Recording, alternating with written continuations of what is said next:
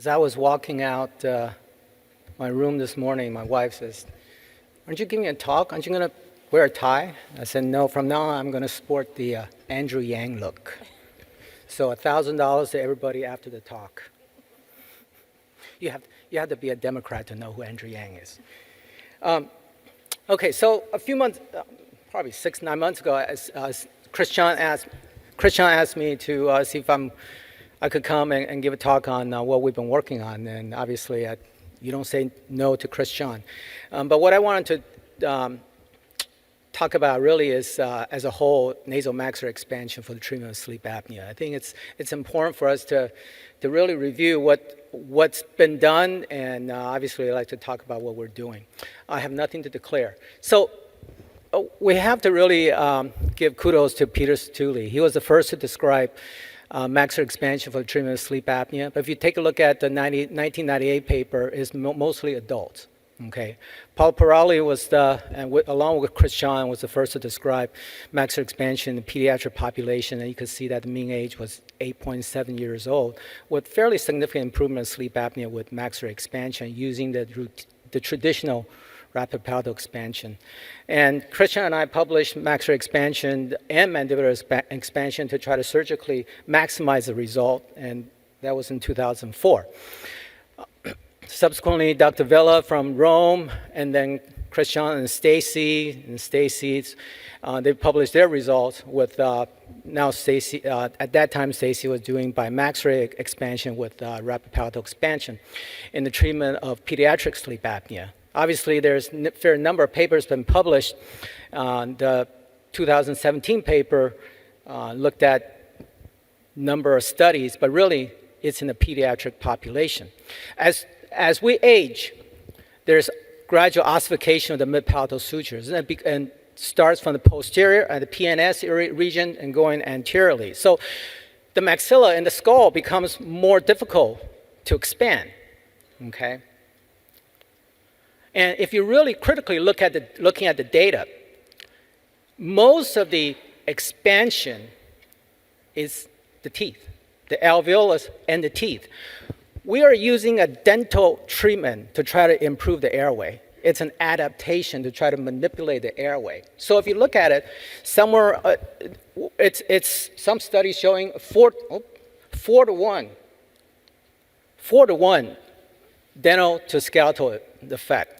And most of these changes were really in the anterior nasal airway. Remember, the posterior nasal airway is very difficult to expand. Okay, usually if you expand at the molar area about 8-9 millimeter, you maybe only get about a couple of millimeters in the nasal airway opening. Okay. When people get older, the traditional surgical procedure is SARPI. You know, we do it for starting from the late teens. The 2000 paper was the utilization of SARPI to treat sleep apnea, and there you can see that a LaFour cut, horizontal, and a midline cut. So it's not, it can be fairly invasive. And this is the 2004 paper, because at that time I was so proud of myself when with Christian was like, look at how much we can expand. Okay, these are 12, 14 millimeter expansions. And I've been doing number of expansions for the past 15 years, but this patient really hit home for me. That she's a very nice woman with mild sleep apnea, but very symptomatic. Okay, she was very fatigued and has significant nasal obstruction. I expanded her using routine traditional technique, and she came to my office, and I said, "How are you doing?" She goes, "I still can't breathe. I feel the same." As I tell myself, it can be. I'm a surgeon. 100% of my patients improve. That's a joke, okay? And so I got a CT scan. So if you can see on the left, it's, you see the LaFour cut, you see the midline opening, you see the big diastema, but it's a cone-shaped expansion. All the expansions in the front, okay? And I expanded more, hoping that it's going to open her up more. And it's further anterior expansion. There's no posterior expansion. So we have a cone-shaped expansion. And then start really looking at all the literatures, and so basically that is the pattern of maxillary expansion exists today. okay? Whether it's rapid palatal expansion in kids or surgically assisted rapid palatal expansion in adults, okay? And in the process of trying to manipulate the skeleton via dental means, we are over-expanding, creating a very wide jaw and increasing risk to the dentition, to the periodontium. And sometimes there's no improvement at all. This patient came to see me from New York, and obviously he has a pretty significant malocclusion, but the reason for his surgery was to treat his moderate sleep apnea. He had his surgery. You could see that the expander is maximally extended, and he has a diastema, but he has no improvement. He has no improvement because there's no skeletal changes, okay? You see the anterior, there's no change. In the middle of the nasal airway, there's no change. There's no change in the nasal airway following a fairly significant expansion.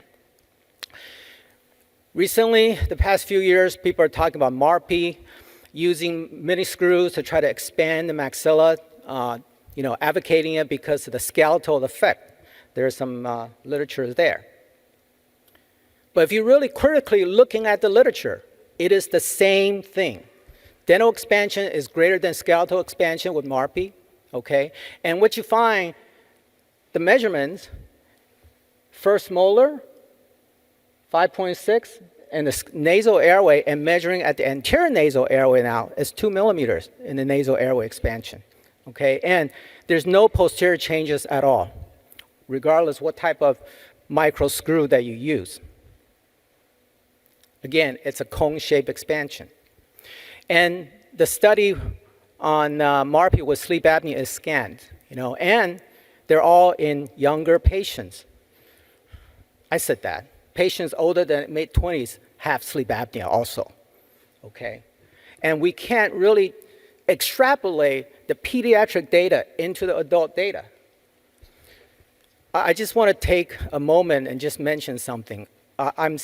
In my practice, I'm seeing increasing number of patients that come in to see me with all sorts of different methods of maxillary expansion. This first patient is almost 50 years old. So you can see that her practitioner are extending, widening, or advancing the alveolus, pushing it out of the socket, telling the patient that they're trying to improve her airway, and then retracting the teeth back. Now, moving the teeth, it does not improve the airway. Second patient in her 60s, moving the teeth. The third patient is a 30-year-old guy with severe sleep apnea after an ELF treatment, getting the teeth pushed out. And the last patient is a child who has 6 or 7 years of ELF treatment. And there you can see that at the last couple of images. They're successfully flaring out the teeth out of the alveolus and thinning out the buccal plate, but there's no change in the airway and no improvement in symptoms and no change in sleep apnea. Okay, so not all maxillary expansions are the same, and not that they can improve the airway and sleep apnea. So really, we're trying to use a dental treatment to try to manipulate the nasal airway, the skeleton. Okay, and this is a procedure that's been developed a couple years ago. I just want to mention, Dr. Kuo and I and Chris John have been working together since 1998. And I would just say that obviously they're never satisfied with my work. Never, okay? And I certainly would not be here without them. And I certainly would not be the surgeon producing the results that I'm getting without them. So I just wanted to mention that. So we're trying to develop a skeletal expansion to really expand the nasal airway while minimizing risks and complications. So the procedure is done endoscopically. So whenever you are making a LaFour cut, you are trying to expand this area, okay? And when you're trying to expand this area, you have to overexpand, leading to risks and complications of the maxilla.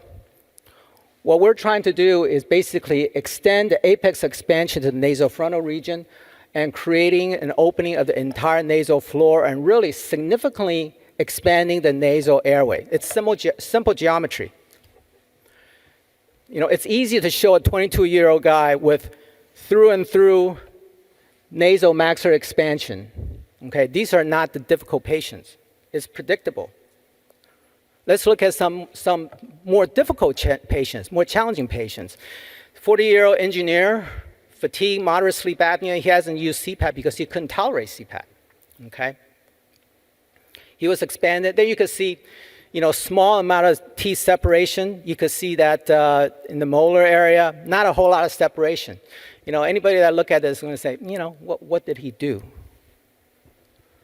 5 to 6 millimeter nasal floor expansion from ANS to PNS, a significant symptomatic improvement. There you can see the nasal frontal changes, radinasion.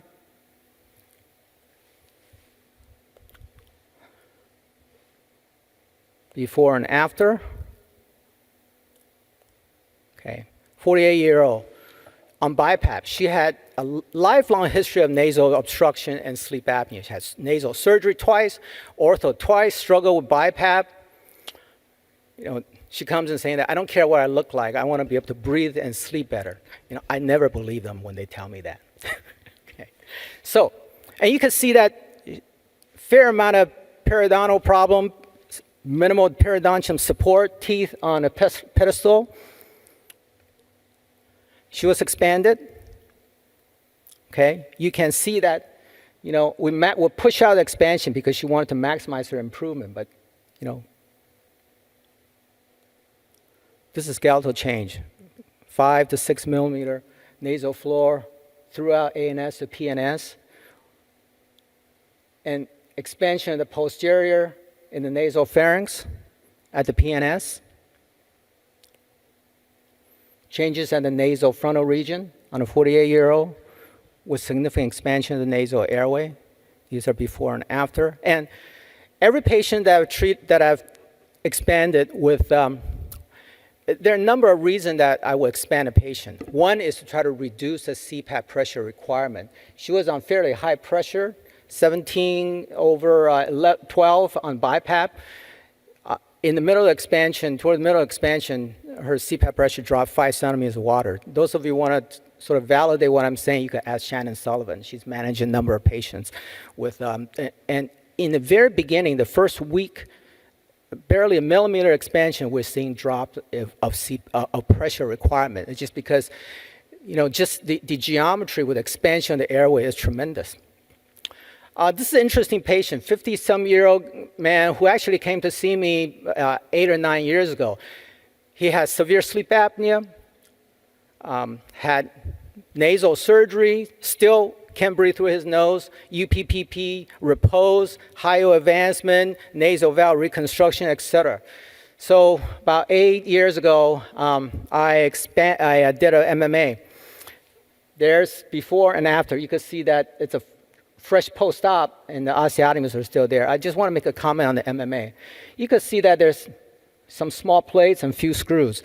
I'm seeing increasing number of patients who have an MMA who just has what I call a ton of titanium put in. What I call titanium toxicity, okay? There's no reason to put in all those metal and foreign body in someone. It's just going to increase the complications. And the reason he came back to see me recently was because he brought his son. I did, as you know, sleep apnea runs in families. I did an MMA on his son, and he came back a while ago. He came back to see me because his son's leaving for college. He wanted him to have one more checkup before he sends him off to college. And he was fine. Again, you know, there's no titanium toxicity. So we talked, and he still said, you know, I feel great, but I'm starting to have a little bit of snoring, and I still can't breathe through my nose. I said, okay, well, I developed this procedure. I think it's reasonable for you to give it a try. So you can see on a 55-year-old, there's a little bit of, you know, there's skeletal expansion, but the teeth move a little bit. I do want to make a comment that sometimes the teeth get pushed out a little bit, But in this type of expansion, there's no buccal plate changes. Okay, you're not pushing the teeth out of the buccal plate, just sort of alveolar molding. And there's expansion. Since the goal of the apex expansion is at the nasal frontal region, there's no reason for me to remove the plates, right? Because I'm not expanding here. I'm expanding the entire nasal airway. There you can see. He flew in Thursday, I did surgery on a Friday in the office, and he went home 3 days later. Okay? 60-year-old, moderate sleep apnea, can't breathe through her nose. And she's not going to have a bimaxillary advancement, and I'm not going to do a UPPP on her. So she was expanded, okay, a couple millimeter of diastema, 5-6 millimeter expansion from the ANS to PNS.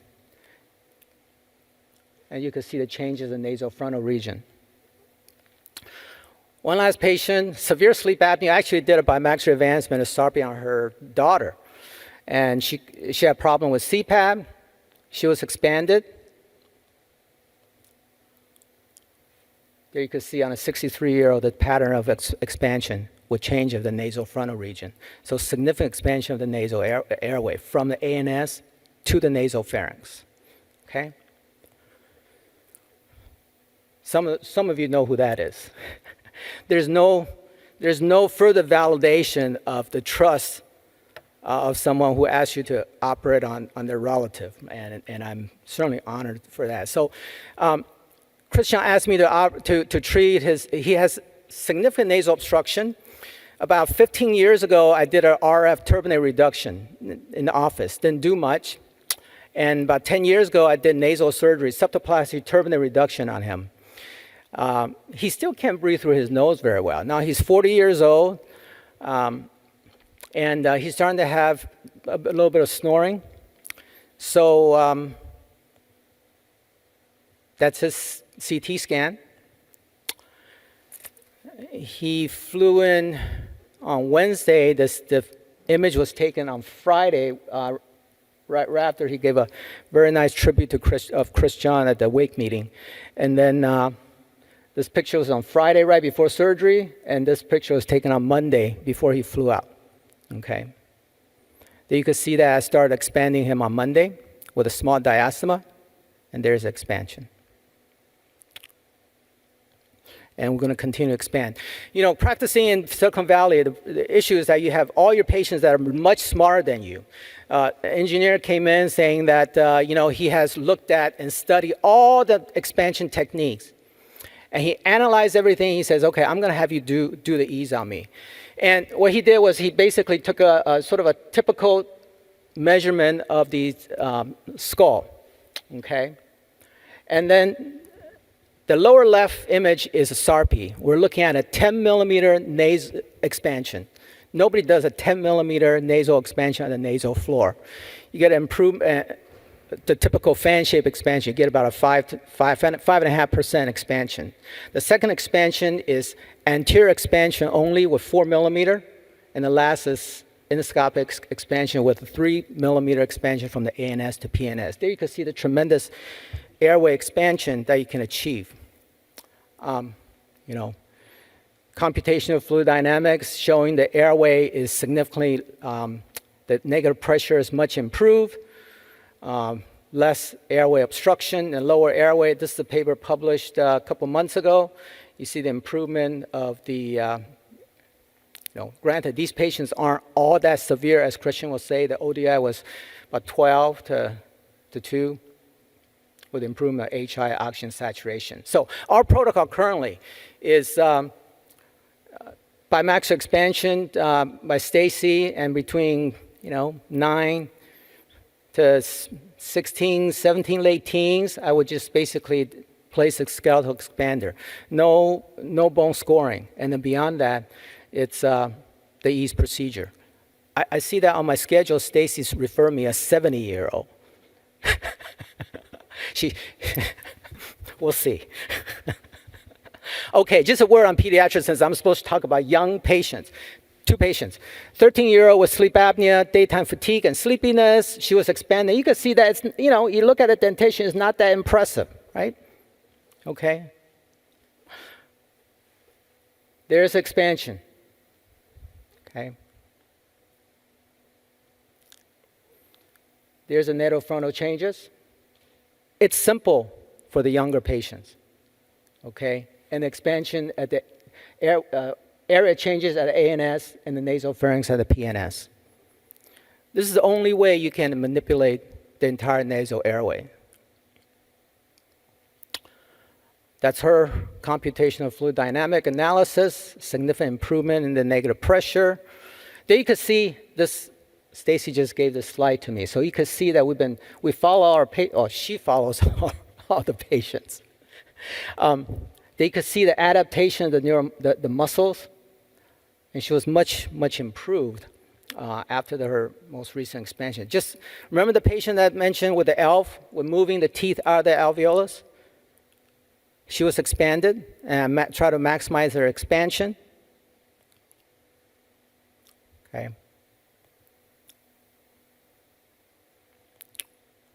And you can see the tremendous improvement in the negative pressure generated looking at before and after. And this is the most recent pediatric data that's in the process of being submitted.